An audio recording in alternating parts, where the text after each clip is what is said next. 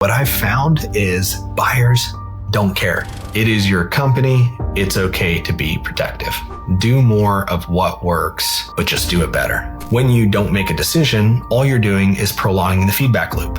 Do not pursue too many initiatives at once. Pivoting in business is not just necessary, it is a normal part of business. This is a lesson that I learned this year in many different ways. So as I do this for myself, I thought it would be helpful to share with all of you. What's up, everybody? Welcome back to Diehard Entrepreneur Stories. I am Devin Ramos, your host, and today I'm back for another solo episode. It's been the end of the year. We have started the new year, and for a while, I've wanted to jump on here and recap my top 10 lessons of 2024. So this is something that I did for myself as I was sitting back reflecting on my year to really help internalize some of these things that I've come to learn throughout the year. And when I say learn, I mean, I very distinctly realized for one reason or another, I was going down a route that wasn't working, corrected it, and have since not gone down that route again. So these are things that now moving forward, I will keep at the top of my mind and I will remember so I don't fall down into those traps again, or I don't continue to go down that road in the future. And that is, of course, the hope of a lesson learned, right? So as I do this for myself, I thought it would be helpful to share with all of you. Now I'm going to start at 10 and count down to 1 in order of how impactful those were. And really the measure of that was how much I believe these lessons affected the business. 1 being the greatest, 10 being the least for those that are on this list. So if you want to hear the most impactful, stick around to the very end and let's jump in. So number 10, go with your gut. I think there's something to be said about intuition. This is something that I don't necessarily believe everybody has or doesn't have. I don't think too much about it. But as for me and myself, I know that it's a gift that I've been given. And I know that historically, when I have not trusted my gut, it hasn't gone well. And oftentimes I have trusted my gut and it has gone well. And this year has just been another testament to that. So what I learned about trusting my gut, what was actually reaffirmed for the most part had to deal with hiring. Okay. So this year I did a lot of hiring. Also did a lot of firing. What I learned through that process is the earlier I can identify that red flag and that feeling in my gut, the earlier I can respond. And the earlier I can respond, the faster I can head off potential problems in the future. And the other side of that is it's not just for me. That's not to be selfish for me, my team, the company, but it's also for that individual. Because if you have somebody that isn't going to last, or they're just not jiving right with the values of the company or the role, or they're in the wrong seat, or any one of those problems, their life is not going to be as great as it could be if they were potentially in another company, in another seat, or somewhere else. So you're really doing them a disservice when you're not acting on that prompt of letting them go. Or at least having a conversation about what it should look like moving forward, right? So having that conversation of saying, hey, this isn't working out and we're going to part ways. It's just all in all fair for everybody. A real quick story for you. This year, I hired 2 particular individuals earlier in the year. So I'm not going to get too specific, but safe to say I hired 2 individuals. And through the screening process, both of these individuals had a sort of red flag. It was a thing that I was like, that doesn't sit well with what I think should have happened. And it just, in my gut, I was like, I think that that's a sign. But these particular things, if you were to tell somebody not involved in the situation, they'd just be like, oh, yeah, okay. But given the context, given the patterns that I had seen from other people, my gut just said pass. I did not pass. And I continued to see red flags all through the hiring and training. And I kept these people on for an elongated time. And all in all, what ended up happening was they did leave.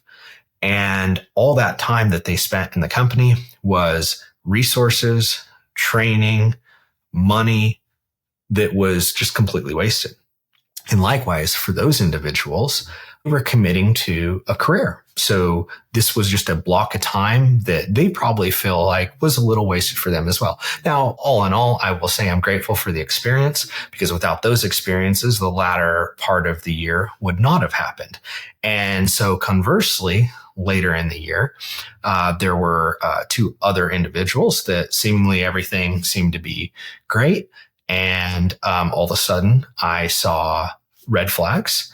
And on both of these instances, I just said, hey, I'm going to go with my gut. And in at least one of the cases, I even told the person, hey, I'm making a gut call here. Here's everything I see. Here's where I'm at.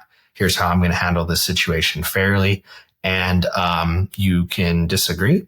And you actually might be right. I might be wrong here, and I might be losing out. And I'm sorry if that's the case. Well, subsequently, as time would tell, I went on to observe them and actually see things not only in behavior. There were some legal troubles. There were some other things that I clearly dodged, not having to involve myself in that, or leave our company susceptible to those types of behaviors. And so seeing that those things afterwards allowed me to sort of confirm, okay, that was a good decision. I'm glad I went with my gut. So that's why that one sticks out to me. Number 9, it is your company. It's okay to be protective. So this one's more of a belief that I squashed this year. Historically, it has been a little bit of a struggle for me to aggressively protect my company. So similar to lesson 10, where the moment I see a red flag, I say, yeah, no, the juice isn't worth the squeeze. I'm not taking the risk. Historically, I've put a lot of, not so much trust, but I put a lot of weight on trying to be fair to people to my detriment. Honestly, I've paid people more than I should be paying them, kind of going off on a limb, and trusting what they say and less of what they do, because I believe in potential. I've allowed people to take on more than they should, to the detriment of the company, all sorts of different combinations. And really that comes from my heart and just wanting to see people grow and wanting to grow the company with people like that. And if I'm going to be honest, I sort of felt like that's part of being a good steward. Well, what I've since learned is it's actually conversely the opposite. And it's my not only fiduciary responsibility, but it is my responsibility to my teammates, to everybody else, our customers, everybody that's affected by the company, to actually be protective. So this year, towards the end of the year, I have tightened up. I've tightened up. I become a little more hard on what I'm willing to pay, the position I'm willing to put myself in, deals I'm willing to do, people I'm willing to allow an opportunity in our company, people I'm willing to do business with, customers that we're willing to service, so on and so forth. And through all that, what I realized is nobody cares. Nobody cares one way or the other. When I was less protective before, I was really just leaving the company and everybody in it susceptible for no reason, because at the end of the day, it doesn't matter. And there are plenty of people out there that are really good at business and they treat their businesses that way and they do well. So I have learned to become more protective, and consequently, now where I'm sitting, it's cool to be protective. Be as protective as you need to be. Number 8, don't farm out your problems. All right. So I love this saying. A close friend of mine said this to me one day, and it kind of hit me. Thought to myself, maybe that is what I'm doing sometimes. So this saying, don't farm out your problems, comes from the farming industry, which I grew up in, the agricultural industry. And it's this idea that the farmer's responsibility is to grow the crop, right? So the farmer should not delegate growing the crop. That is farming out your problem, right? But I kind of tend to disagree because actually having worked on a farm and seeing how it actually works, there are tons of people involved and you do have to delegate. But in all seriousness, this idea of farming out your problems is a mismatch between the problem and who you have taking ownership and solving that problem. And this idea of farming it out is sort of, you're not putting much thought into it. And sometimes you're even just throwing money at it. You've probably heard that term, don't throw money at your problems. It's not going to solve anything. And I fell into that trap a lot this year. And I think it's just, I fell into this trap because I want to grow. I want people to do good things. I've grown up in a culture, both on the farm and as Special Forces Green Beret on our teams.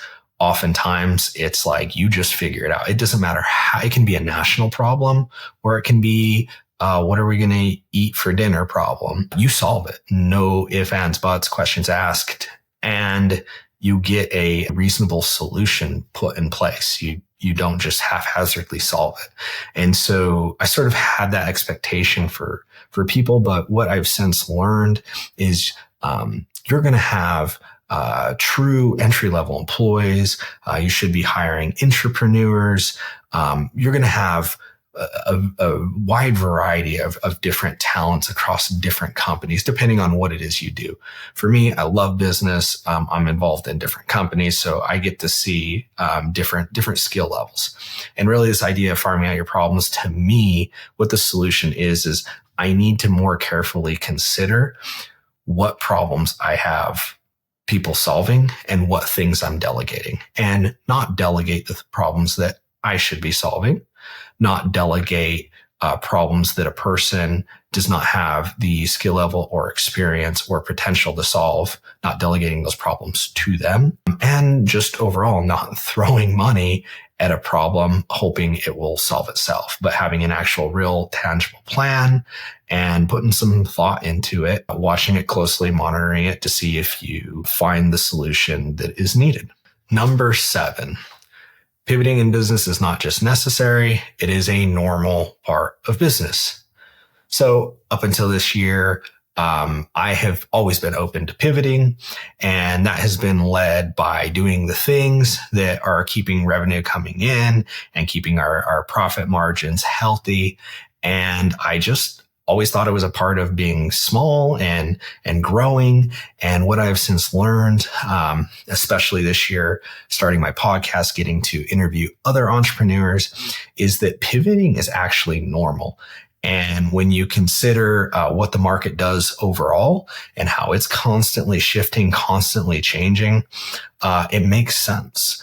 And so now I have since started looking at pivoting as a necessary skill, which has changed the way I go about things. So now it's not, okay, well, the solution must be we pivot, and that's okay. Sometimes it's necessary.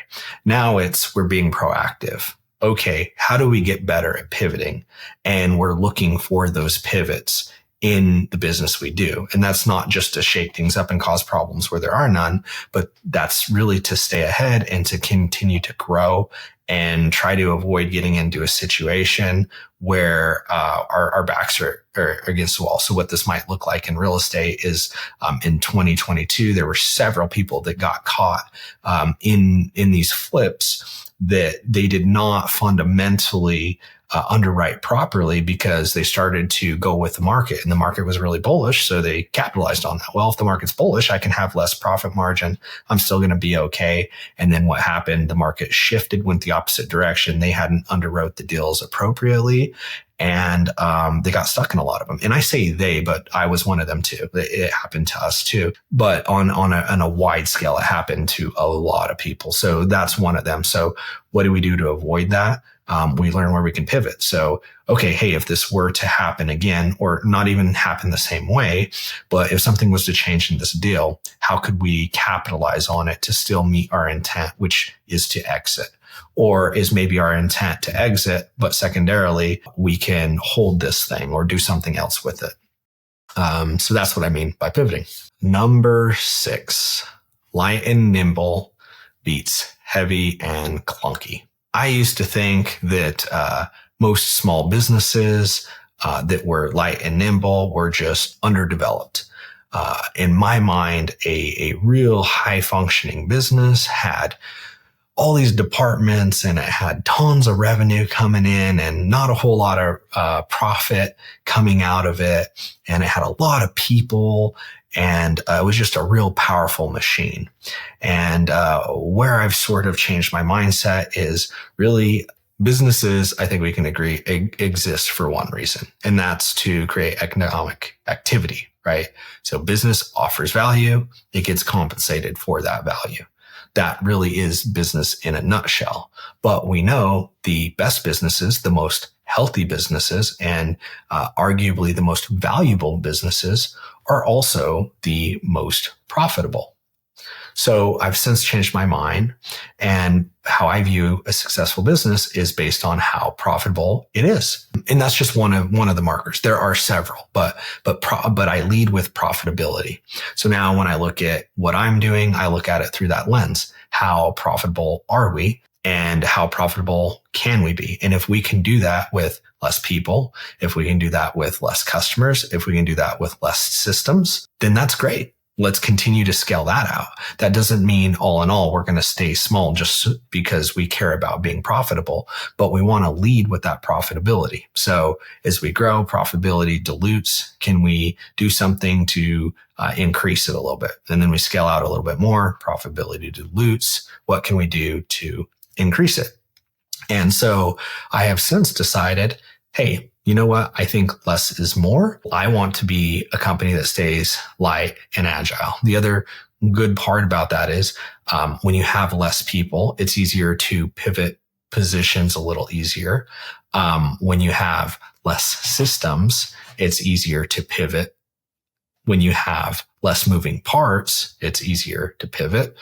When you have less obligations, when you have less obligatory expenses, it's a little easier to pivot, so on and so forth. So that's sort of the idea here. Number 5, the market doesn't care. All right, so this one can apply to anybody, but let's define the market first. So if we define the market as the center of economic activity, the market really is that place where we have buyers and sellers and there's some sort of exchange, okay? For me, what's most familiar is real estate. I got started in real estate post-COVID, and as everybody assumes or knows, the market was quote unquote on fire, right? Housing prices went up like almost everywhere. And it was considered a good market. So I got to see that.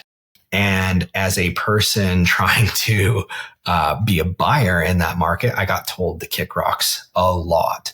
Sellers got whatever they wanted. You'd hear crazy stories, not just crazy stories, but actually witness houses going for sale, $30,000, $40,000 over appraised value. People bring in cash just to get into a home they liked. Insane stuff. And sellers had a good time, buyers not so much. Well, not 100% flip-flop, but fast forward to 2022, 2024, and now sellers are sort of on the other side of that.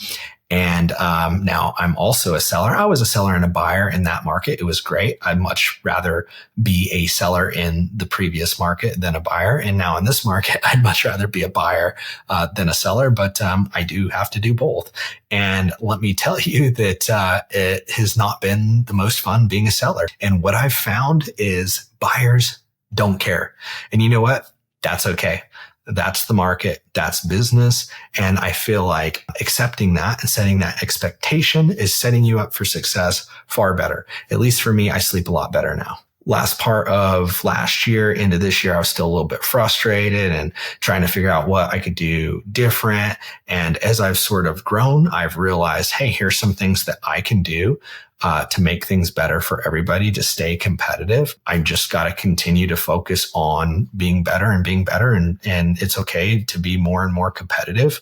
And I need to just stop complaining about it because it's not helping anything.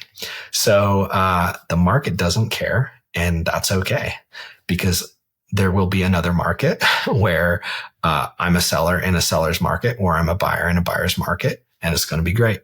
Number 4, do not pursue too many initiatives at once. All right. So as the saying goes, chase 2 rabbits and you'll catch none. So I've learned over quite a few times this year. So for me, once I start to get vision for something, it grows and grows and grows, and it grows rapidly. And I, as quickly as I possibly can, assemble people and try to make things happen. And what I've seen this year is, more often than not, I have directed too many initiatives for not enough people. A good example of that is start of the year. We were hiring 2 new people in our cleaning company. These were for some key roles. Problem was one person was overseeing that hiring process, right? I know, sounds silly. I feel pretty silly, but I did it. And I did it because the way that I looked at it was, all right, 3 months from now, do I really want to only have one of these people onboarded?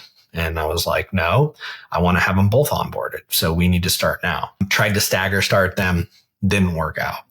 But really, that was sort of a fallacy that I was leaning into, because realistically, as the saying goes, chase 2 rabbits at once and you catch none.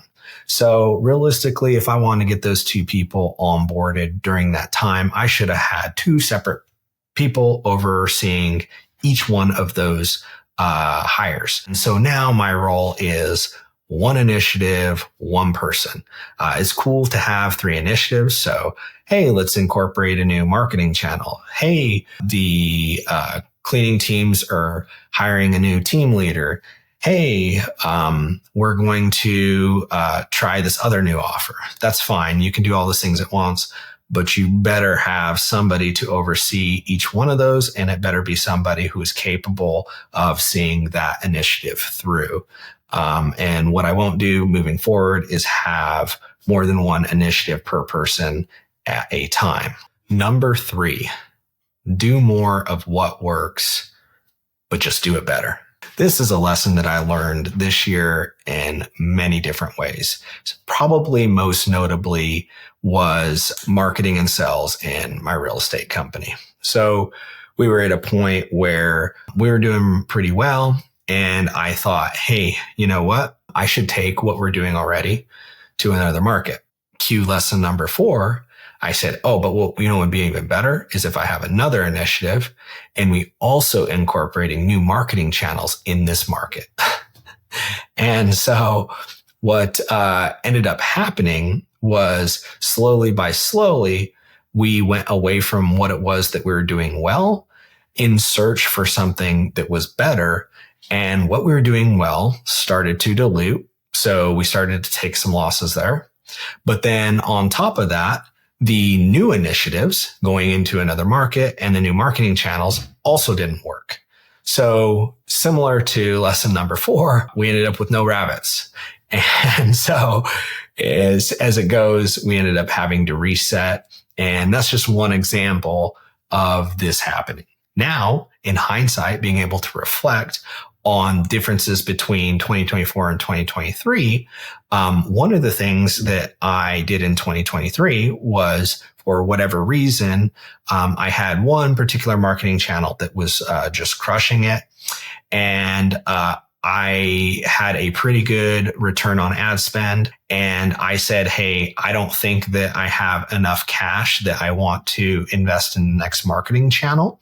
And so at this particular time and place throughout the year, I said, I think maybe we could get a higher return than what we're already getting. So we made some tweaks. We tried a couple things, which was not far off from what we were already doing. And lo and behold, we actually ended up increasing our profit per deal by like $3,000. And that doesn't seem like much, but over 20, 30 deals, it will start to add up. And so when I look back in hindsight, I much rather would be in the position of doing more of what works, but better than just doing more. Number 2, not making a decision is worse than a bad decision. So I've heard it been said that not making a decision is a decision. I don't tend to agree with that. I subscribe to the mindset that, the etymology of decide does mean to cut off. And when I think about it with my military background, I think of decision points. These are these things we refer to, but in terms of like a ground movement, it quite literally is like a point. It could be a fork in the road. It could be a T intersection. Hey, we need to go left or we need to go right. So when we think about deciding, we're cutting one of those directions off. We're going either left or we're going right. We're not going to break rank and split up. We're not going to do anything crazy like that. We're going left or we're going right. We're going to cut one of them off. So that is what a decision is. What is not a decision is not making that judgment, not making that call, but saying, let's get some more information, or that decision doesn't need to be made yet. I'm a huge believer in triaging, and sometimes there are decisions that don't need to be made for tomorrow. It can wait a day or so. There might be a more important decision to make. So I'm not so much speaking to that, and I'm not speaking in absolutes. I'm not always saying that you should make a split second decision on everything. This is not binary. There is some gray. However, by and large, this year, what has happened to me is I've said, I don't know if I want to make this decision yet. And business doesn't stop. The market doesn't stop. And then all of a sudden I got another decision. And then I got another one. And then I got another one. And then I got another one. And I got another one. And pretty soon my plate is full and I'm overwhelmed and I'm not really sure why. But then when I look down, it's because I have all these decisions and I have not decided on anything. When you don't make a decision, all you're doing is prolonging the feedback loop. And feedback loop is good. It's our friend. It's what we want in business, right? We want to hire somebody and make a decision to hire them. And then the moment we realize they're not going to work, we want to make the decision to fire them. And then we realize over time, the test of time, that was a good decision or a bad decision. If it's a good decision, we do it again next time. If it's a bad decision, we maybe try something else next time, and so on and so forth. And so when we have, for instance, an employee that we feel needs to be fired and we don't make that decision, there's a prolonged time that passes by. In that prolonged time, there are going to be a lot of bad things that probably happen. If they're not doing a good job and you're spending money on their salary or their pay or other resources for them, that's just potentially getting wasted more and more and more. There's going to be more emotion, more problems maybe within the culture. And then eventually it's going to get to the point where the pain is just past the threshold and you make the decision. What's happened that whole time is now time has elapsed even more than it would have before. And you're just barely getting the feedback that, I guess I should have fired that person. And really what we want those feedback loops fast. So what I love about shooting, the moment I squeeze that trigger, I almost instantly know if what I did was right or wrong based on if I hit my target and I hit where I intended to hit or not. And if I don't, I immediately adjust. I send another round and I see if I hit. And if I hit, then I move to the next target, rinse and repeat. So to me, shooting is this depiction of what I would hope for in business, because I want to grow. I want people around me to grow. I want the company to grow because it's going to do more for more people, so on and so forth. All right. We are at number 1. The number 1 lesson learned for me this year is that accounting is the number 1 thing that clouds, slows down, prevents, or enables a bad decision. On several different occasions, actually on all of these occasions, I have had issues with accounting for one reason or another. I have been through almost a dozen bookkeepers across the various different things that I have done in the past 4 years. It's been a nightmare. I've had different platforms. I've done different things, use spreadsheets to create clarity, everything I could. It's just been nonstop. And to make matters worse, I'm always adding things. So it's not like I'm really providing any room for relief. And that part is on me. But on several occasions, I've seen this. So on one occasion, with accounting clouding judgment, I had an issue where I was looking at some numbers, and the data that was put into these numbers was actually wrong. And so I couldn't quite make sense of what was happening with what's called our cost of goods sold. So this is our work ratio. How much labor are we spending versus how much money are we making on a job? And I started thinking that some things were happening that weren't actually happening. Because if labor's high, it could be because people are slow. It could be that routes are not optimized. It could be that people are burnt out. It could be that we're estimating wrong. It could be that the houses are dirtier than we think. You can see there could be several different reasons. So it's important that the data that I'm seeing is actually accurate so I can narrow down to what the actual problem is. On several occasions in my real estate company, I was waiting on some things to get cleaned up, and I was waiting for some final numbers to come in on some things that we had done pertaining to specific projects. And as I waited for these numbers, projects are turning over, and I'm trying to decide, do I make the same decisions again, or do I make different decisions? And I'm literally at a sort of standstill because I don't know if those decisions were good or bad, because I don't have clarity on the numbers, because the books are not cleaned up for the period that I need them cleaned up. On several occasions, we would be looking at, let's say, a project, and we would need to know, hey, are we going to do this renovation, or are we going to do that renovation? We would go to a tracker where our budgeting was supposed to be, and I would find out that tracker hadn't been filled out in 5 or 6 days. So now all of a sudden, we're at a standstill until numbers get calculated, because I don't know if we can afford to do the thing we need to do to the property or not, or if we need to find a more cost-effective manner, or if we need to try to get more bang for our buck somewhere else on the project, because I don't have clarity on how much we've actually spent, because what was supposed to be getting filled out had not been. So it left us at a standstill. And finally, my favorite, accounting is the number one thing that enables bad decisions.